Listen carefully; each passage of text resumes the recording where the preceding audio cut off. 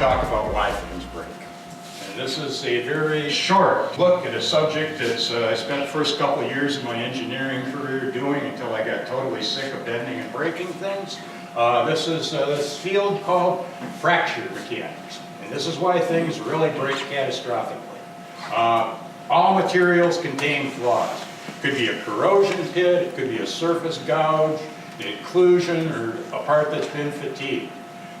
Under stress, those flaws can make a bunch of little cracks. That isn't much of a problem. But if the stress gets higher, the cracks can grow and they form a bigger crack.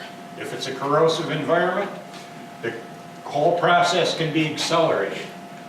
When the crack grows to a big enough length for the stress imposed, it will start to propagate. We've all seen that. You know, I don't care what you're working on, but all of a sudden a piece falls off.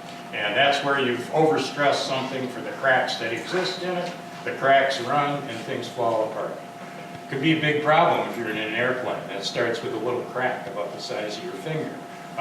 Likewise, pipelines. We'll get much more into this subject later, but pipelines are certainly not immune from the basics of fracture mechanics, where something starts a crack, stress grows the crack, and eventually the crack runs until you've got pieces. I'm going to have to talk a little bit about welding. Welding is key to pipelines. This is just kind of a little drawing out of a metallurgical textbook about what the biggest problem with welded materials is. And you've got the base metal, you've got a V-notch where you're going to fill it with molten metal, and you have the zone right here next to the molten metal that gets very hot but doesn't melt. It recrystallizes. And then as this weld shrinks, it puts tension on that area. Virtually everything that you're going to see that breaks doesn't break in the weld, but it breaks right next to the weld in what's called the heat affected zone. One way to reduce that is to preheat the pipe.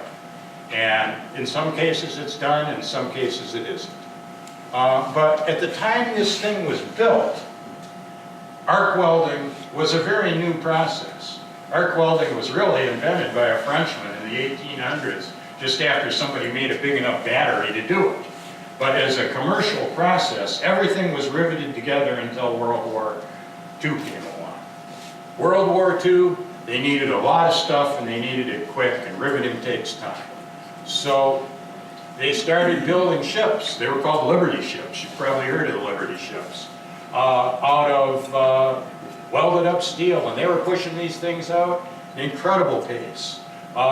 They had problems. A lot of them sank. Here's the most famous one. This is from the 2011 API, that's the American Petroleum Institute Summit in Expo on inspection. USS Schenectady. They welded her all up. They took her over to a dock. While it was sitting at the dock on a nice calm day, they heard a pop and the thing broke in half. The cause of the failure is still discussed in the pipeline community, but it's a combination of that at the time people believed it was cold water because Liberty ships were breaking up on the northern route, and they thought it was the steel getting brittle. But after this one failed and broke in half in warm water, they realized it was a different problem, and they really didn't know enough about weld metallurgy, stress concentrations for large structures at that time. That was 42. 57, here's another welded structure that didn't do so well. She lasted 18 years. A lot of discussion about whatever happened to her, but there's little doubt in my mind that there were cracks. They got her to the critical stress level and she broke in half. And again, they're built in 1957, so this was after the pipeline was built. There was still a lot to be known about arc welding steel pipes, and there still is. If you go into the literature of pipelines, you can find papers after paper after paper about how to avoid the problems with stress in pipelines. Now I'm going to give you a little video about that, just to show you what locked up stress is about, because it's a little bit hard to explain, but this video makes it real clear. Here's a guy, he's cutting an old pipeline in half, and he's fancy, man. Watch him pass that lit torch. He's cut all the way around the thing, except right up at the top. So he passes the torch around and starts going for the last 6 inches of the pipe. Gets her cutting pretty good. It's a very, this guy knows what he's doing. He actually knows what's going to happen here.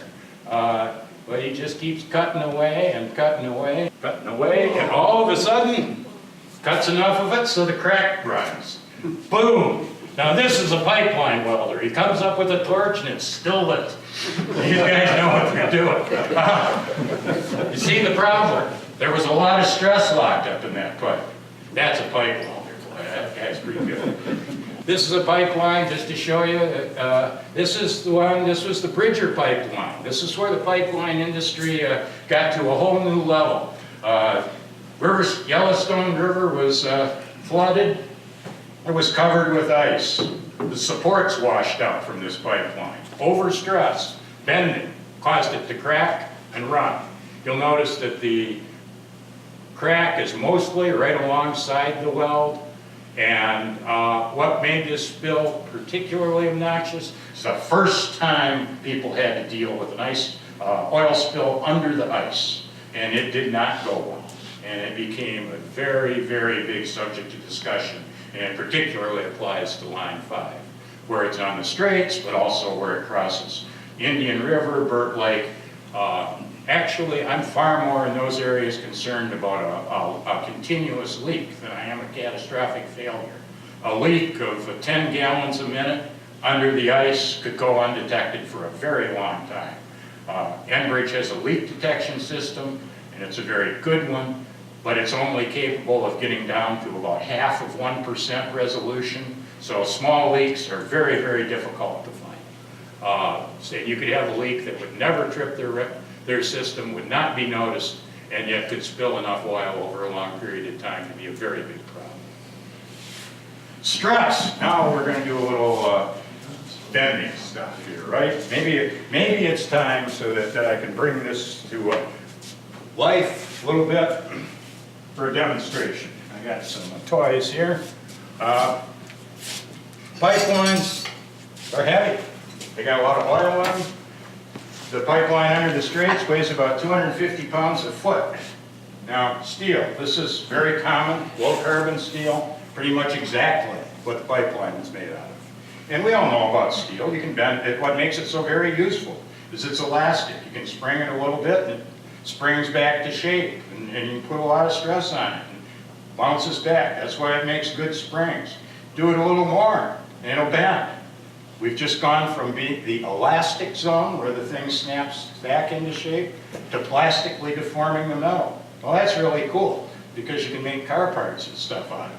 Then, of course, if the stress gets too big, bad things happen, but still, this hasn't broken. This seems like it would be fine. Pipelines are different. Pipes are like cables on a bridge. Imagine this being in the Straits. It's got 300 miles of pipe hooked to it this way, 300 miles of pipe hooked to it this way. It can't really sag down very much because it's under tension and it's got a lot of weight on it. At some point, if the weight gets too much, stress keeps building. It gets to the point where there's cracks. That's what will happen to a pipeline. So now we're going to talk about the stresses a little bit. There's two kinds of stresses that are on a pipeline. From the pressure in the pipe. There's hoop stress, that's trying to blow it up this way, and there's longitudinal stress, because the pressure's trying to pull it out longer. But wait, there's more. There's also bending stress, because the pipe's heavy. I just demonstrated that. That pipe didn't have any weight on it. So, because the pipe is heavy, it has to have support. In the 1953 easement, I was very surprised to find that somebody that really knew pipeline engineering had been involved in this, because they set a limit on how much of this pipe could be hanging in space. And they said 75 feet for the pipe. And why did they choose 75 feet? Well, let's talk, just before we get into that, a little bit about the pipes.